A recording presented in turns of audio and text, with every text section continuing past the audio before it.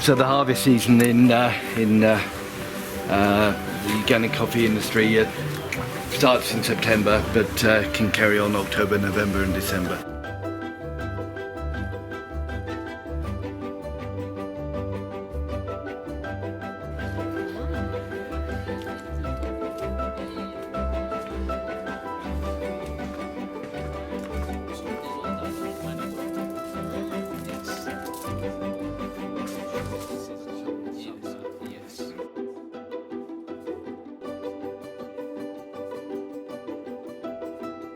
So yeah, the coffee ferments for 2 days, and then it gets washed several times before being put out to dry, either in the greenhouses or outside, depending on the weather. So this is our pulping machine. We use it mostly for like honey coffee and washed coffee. So when we say pulping is simply a case of removing the seeds from the fruit. So there's a misconception that these are called coffee beans, but in truth they're coffee seeds. So that process is called pulping. Obviously you could do it by hand, but it would take you forever. So we use a machine, and the machine basically does what we're doing. It squeezes the seeds out. And the reason why we ferment is because when you feel them, they're really sticky. And actually when we ferment it, that breaks down that stickiness, so that when it's washed it's just completely dry and clean, and then even at that stage, once it's clean and dry, it's still not actually finished. You still then have to remove this layer, which we call parchment, and then underneath the parchment is the green coffee, which is the stage immediately before roasting. So coffee is a really long journey from crop to cup. It's a really long and complex journey, and particularly in Africa it's very labour intensive, and very unpredictable because of the weather, because of the roads, because of all sorts of unexpected challenges, but hugely rewarding. So after the coffee's been washed, it gets put out to dry. And this is one of our drying facilities. This is what we call the greenhouse, or we also call it the sauna, because when the sun is out it is like a sauna in here. But Ronald and his team basically manage this coffee, and coffee can take up to 3 weeks to dry. So it's a really slow process, but very, very critical in maintaining quality. So we keep every batch of coffee separate, so each coffee gets labelled, and then we'll know exactly from which community, which farmers have provided that coffee. In the world of specialty coffee, traceability is key. People want to know exactly where their coffees come from, and so this is part of that. And we process the coffee in different ways, which achieves different types of flavour, and all of these kind of, you can achieve so many different nuances with how you process the coffee, and certainly among the coffee snobs, as we like to call them, of which we are also now coffee snobs, they really value all types of different flavours, different tastes, and all of this work just helps to achieve those different coffees. This particular coffee we call natural coffee. The way that this is processed is simply to pick it off the tree and then just dry it.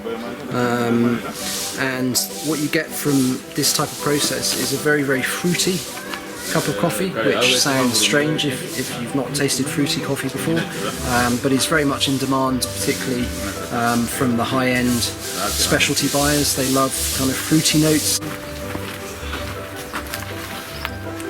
We've got 8 long lines, double tiered. So we've got a lower level and higher level, which means that we've got a real flex, and obviously there's going to be mesh that goes on top.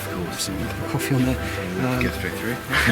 But basically this will give us a lot of flexibility in terms of how we dry our coffee. So on a day like this where the weather's good and it's sunny, we'll have the tarpaulins peel back, and then the natural coffee, which is the one we just looked at, that really needs a lot of sunshine to dry. So that will typically sit on the top layer, and then the washed coffee, which doesn't like too much direct sunlight, will go on the lower layer. Oh, that's very clever. And then if it rains, it doesn't slow down. The guys literally run out and pull over the tarpaulins, and the coffee's covered.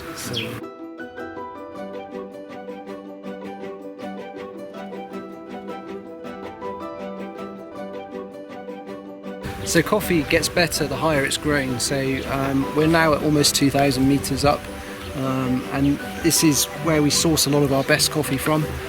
So you've seen where we dry our coffee. We dry our coffee at low altitude so that there's more sunshine, the weather's better. But here, this is one of our main buying centres. But it also doubles up as quite a big community development hub for Jenga and also the church. So actually, just in this one area, we have a tree nursery just in front where we're planting thousands of trees across the mountain to try and combat erosion and to help to mitigate climate change. And we also have the coffee project, which you can see behind. And then behind the coffee project, we have a goat project run by Jenga, which is a goat breeding project where we give out goats to very poor and vulnerable families. Then we have a church here. This is a Baptist church planted from a church in town.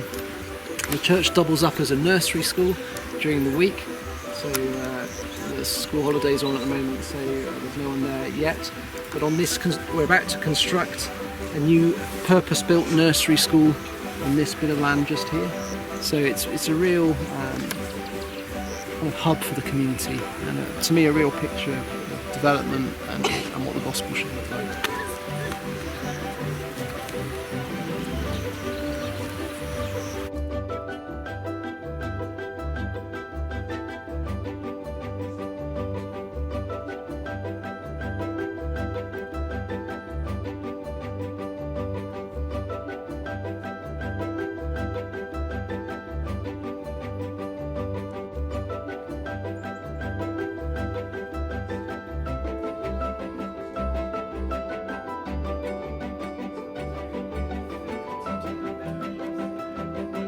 I think the thing that's really thrilled us about this project has been just the power that business has to bring development on the mountain. Business can be used as a good term or a bad term, but here I've become utterly convinced that a business done well and run properly can bring real development to communities.